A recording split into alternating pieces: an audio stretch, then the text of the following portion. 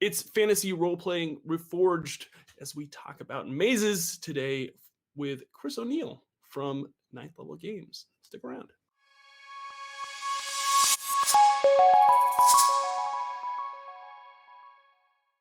Hey everyone, welcome to Victory Condition Gaming. My name is Doug. Today on the show, we are talking mazes. Mazes is going to Kickstarter for a deluxe hardcover edition.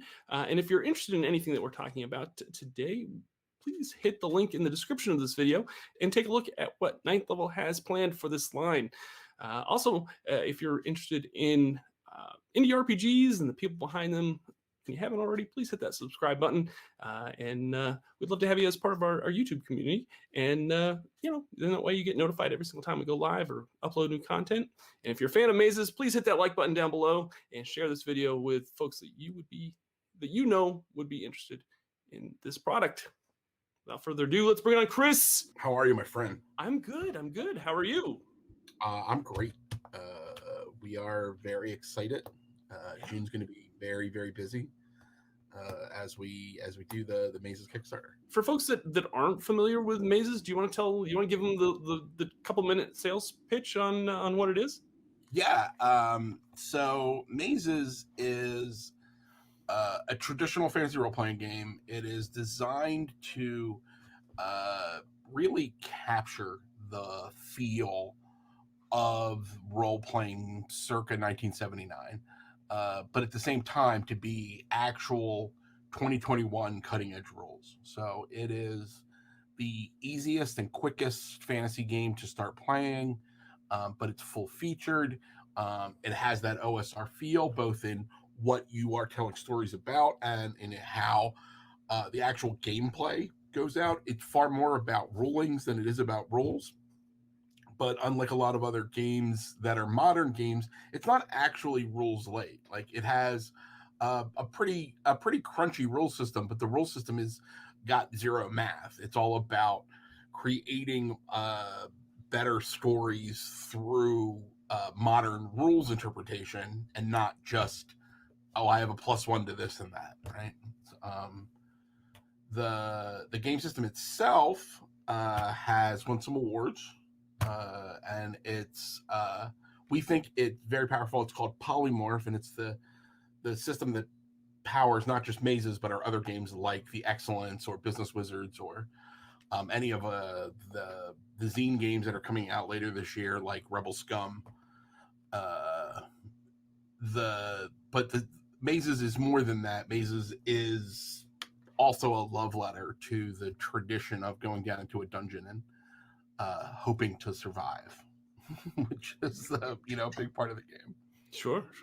So you mentioned RPG zines. This originally was an RPG zine, if I'm not mistaken, right? Correct? It was a set of zines. It was 4 zines. Nice. So this is 4 zines that we did in Zine Quest 1. And in Zine Quest 2, we did, I thought they were right here, and they're not. We did 5 follow-on books they're all zines. So there's 9 total zines. And after the, roughly 2 years of working through this with the community, we're ready to be like, okay, now we're going to make a hardcover. These are the actual finalized rules kind of situation. One of the big things that we did with Mazes was we were trying to capture not only the aesthetic of that late 70s game design, but we were also trying to get the feel of the actual experience of being like, okay, there's only so many things and everything's new, and how do I get there? And so because of that, we didn't do digital product. There's no PDFs. The only way to encounter the game has been through zines for the last 2 years. So you will be able to get PDFs as of the Kickstarter. Oh, nice. Okay. Very cool. So my question is for this hardcover, if folks have the zines already, is this hardcover edition going to be something that they want other than to have it all? Because I know I'm like that with a lot of RPGs where I just have to have it all. But beyond the nerdy of, I need to have all the things. What I'm saying to people is it's 25% new content, 25% updated content, sure, and 50% collation. So we are going to take all of the core rules from Sword and Sorcery, the first two books from the book mazes. We're going to take many of the monsters, not only from the book Monster, but also from the five follow-on zines. We're going to do a selection of classes from all 9 zines that have been kind of tweaked and ones that we've really seen play tested. And so it's going to be not all of the content that we have done. And that's why I'm saying it's like 25, 25, 50. The 25% new, there's some new mechanics that are really around the idea of like hex crawling and more campaign play, because nice. Okay. To date, the game has really been focused just on playing a one shot. Right. And the number one thing that people have asked us is, well, what if I want to play more than a one shot, right? So that wasn't really an initial set out for the game, but we definitely think that we've gotten some great roles. We're doing some play testing throughout this year on finalizing that. Nice. So I'm kind of excited for that stuff. There's some rules that are from the 5 additional books. So like if you have the other 9 books, if you've already gone down that line with us, you want this book too. So absolutely. Or at least the PDF, right? Like just from a rules perspective. And then about 25% of the rules are just like slightly updates. So one of the big updates that we're going to make is like real subtle to if you were coming from outside, but it's really big if you're me or one of the people that run a lot of the game. To date, you figure out the level of darkness based on the number of players, and we've just kind of simplified all that. And it's like, no, if you get to 3 darkness, it does this. If you get to 7 darkness, it does this. Period.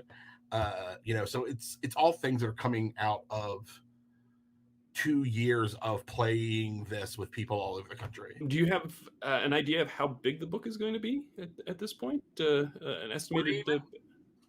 We're aiming for about 250 pages. So that's a big book. Yeah, it's going to be the biggest book I've ever done. It's still going to be 6 by 9 pages. Nice. No, that's fine. I like that size.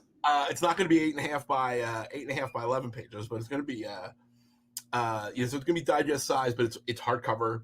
And we're going with I think around 250. That's what really our goal is. So if we end up being in the like 220, we'll pad it a little bit so it's a little a little less text on a page. So sure. But we're aiming for around 250. So that's really what our. I've never had a problem making more. Right. It's always harder to be like, well, what can we cut? I wasn't sure if you had any Kickstarter goals where it would add any more content to it's funny, a couple years ago when we first started doing Kickstarters, we were like there, like our like Cobalt's Kickstarter was like one of the first big ones where it was like, well, we have to do all these stretch goals because this is a really cool thing that people are doing now. Right. And then it was like stretch goals became like completely normal. Right. But there's been a lot of learning about where stretch goals can really derail projects. Mm-hmm. So I actually I really like the idea of looking at milestones, not just stretch goals. Some of them are around non-Kickstarter related things. So like number of people that join the Discord. Nice. Like we have an active Discord, a sort of active Discord right now, but it is a place. We're gonna do a lot of like AMAs on the Discord and things around that. So, but we do have some legitimate milestone goals. So once we fund, it will allow us to open up some additional merchandise. Mm-hmm. So like dice and cards and hopefully some like campaign coins. But we're actually not going to make them. They're going to be milestones, not core launch things. Okay. I really want the game to have ribbons, like in the book. Oh, okay. I was gonna be like you were awarding ribbons to folks. I would like to give everyone. Yeah, everybody gets a eyes and so that's going to be an actual stretch goal. Nice. Okay. The core book itself is going to have like a foil embossed cover, so we're not going to do any kind of like cover pieces. We've already settled on the art and the art interior and stuff, so we're not going to do anything that's like getting more of that. And unlike a lot of other projects that we've done where we might be like, oh, we'll add a bunch of other designers or something, since this is more at that core level, like we don't want to add things beyond that. So a lot of the other stretch goals that we're going to have are going to be early access, kind of beta access to projects coming down the line. We're also going to have a GM screen. Oh, nice. Okay.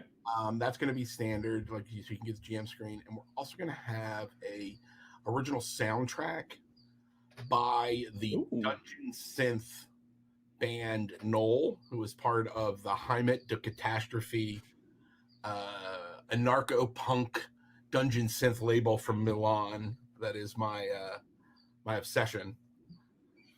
So I'm very excited by that. Very awesome. The exact same band did one for Morkborg.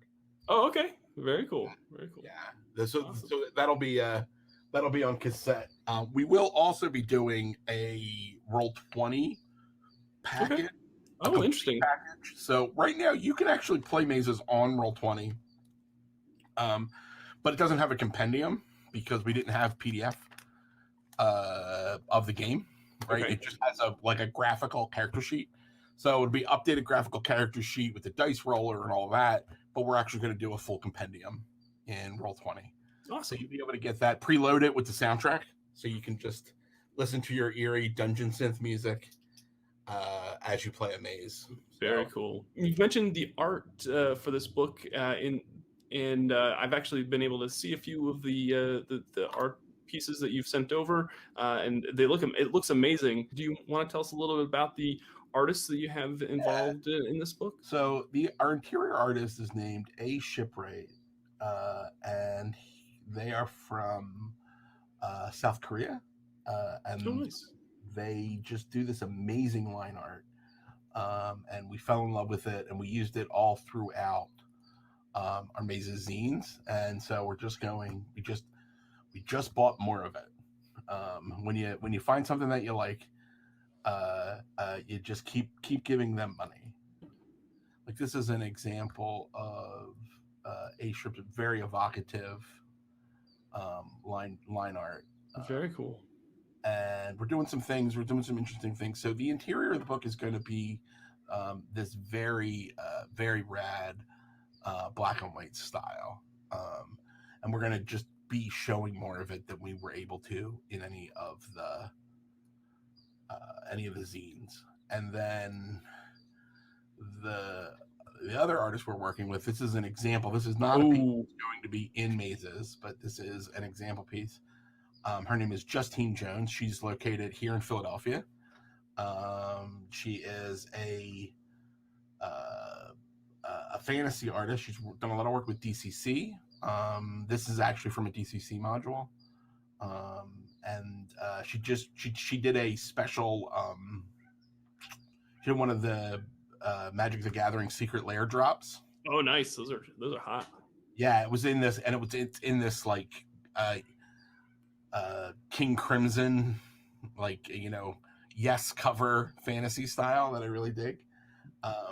But Justine's working on a piece for us that is it's the biggest piece of art I've ever ordered, and it's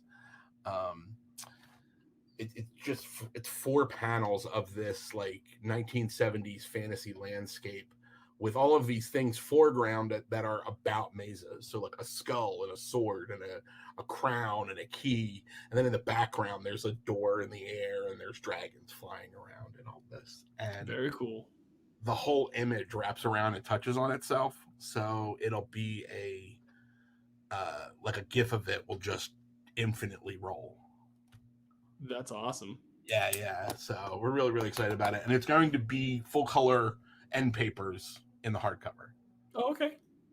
So like we wanted a way to like really kind of show the spotlight the art, but still be like, we're not doing glossy pages. We're not doing, full color treatments that are hard to read, right? We're still going to stick to this bold, easy to read piece with line art interspersed. But in order to like kind of show the depth and the majesty, we're going to go with this massive piece from Justine. That's cool. and that's also going to be the GM screen. Okay, nice. Yeah, in fact, our CEO Heather was like, "I want a GM screen." Never before did I ever think that we were going to be allowed to be like, "Hey, we're going to sell a GM screen," but it was like, no, the art's too good. Like, I want it. I want to see it on people's tables.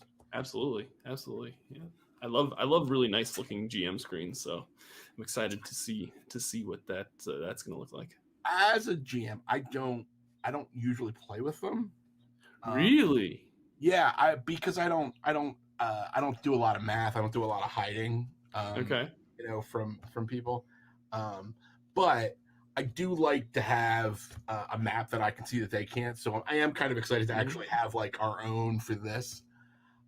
But our like chief maze controller, Trick Clapp, he definitely run more games of mazes than anyone else, me included.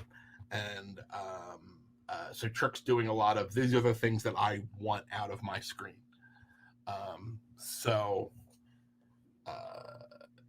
I think it's going to be really useful, and for people that like screens, it's going to be very pretty and very useful. When does this Kickstarter start, and how long is it going till? June 1 to June 31. Oh wow, that's pretty easy to remember. Yep, Tuesday, June 1st through the 31st. Excellent. And we are, to your point, you were like trying to create like ways to interact and do stuff. We're going to every Thursday night there's going to be a Discord AMA on a different topic. Okay. And then the first weekend and the third weekend there are learn to plays through startplaying.games. Like, so people can sign up and learn to play mazes. Nice. We're going to do video drops of how to plays, and we're trying to schedule as many actual plays during the month as we can that are going to be streaming, so that people can really get a look for it. Sure. And then the final week of June, I will be in a van driving from Philadelphia to St. Louis and back, stopping along the way at a couple of game stores, doing some in-person stuff. Oh, nice. Yeah. Very cool. Yeah, we're in Pittsburgh, Columbus, somewhere in Indiana. I don't remember. St. Louis, Louisville, Cleveland, I think, maybe. You know what you need to do? You need to get Chris O'Neill Mazes the tour shirts made, and just when I get the art, I can do like a Yes band shirt, the Mazes tour. We talked about doing that in the UK. Yeah, I really want to do that. I want to go over to the UK in a van and just do like an actual like tour. But the tour is, we're gonna play fantasy role playing games in pubs. That would be amazing.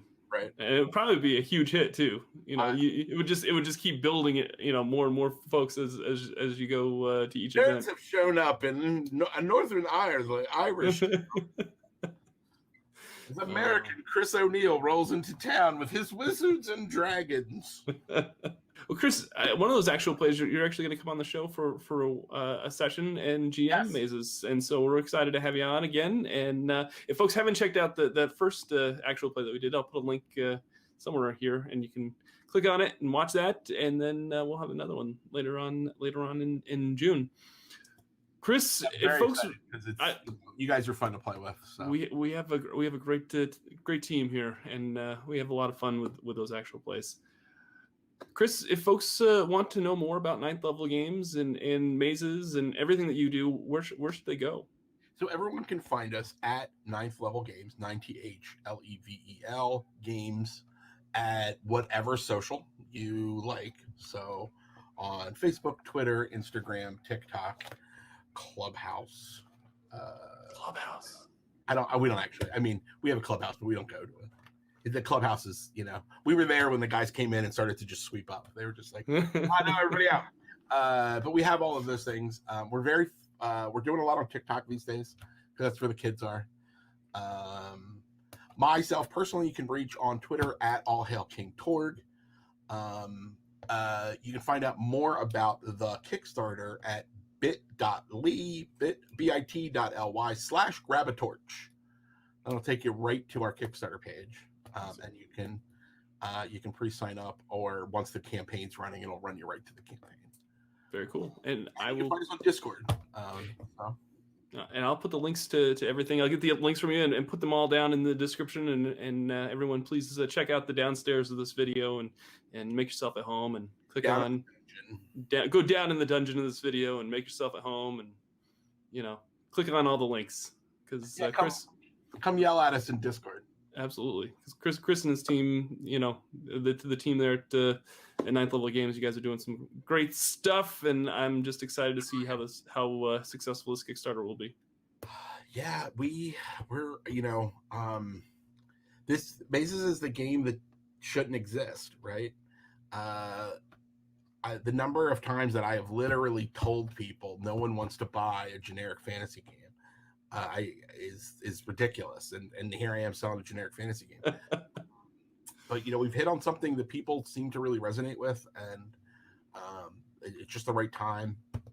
I think there's a lot of people that want a game that's more streamlined and more cinematic than the games they're playing, but everyone.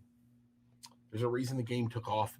The original role-playing games took off when they did, because that pulpy, just get my teeth in that fantasy, like I got a sword and I have no name and I'm living in the desert and a dragon's going to eat me and my friends if I don't find this. That's what we all want. Absolutely. We all end up back there. So, so very excited, and you should check it out. All right, folks, I'm going to remind you one more time that if you have watched all this way and you haven't hit that like button, hit that like button down below. Also, please hit that subscribe button, so then that way you're notified every single time we have more awesome folks like Chris on the show, who put out incredible indie RPGs, and because that's something that we're really excited about and we love here on VCG. So, all right, folks, that's going to do it for me. Thank you, Chris, for coming on and being a part of this. And everyone, be safe, be well, and remember, winning shouldn't be the only victory condition when you get to the table. We'll see you next time. Bye now.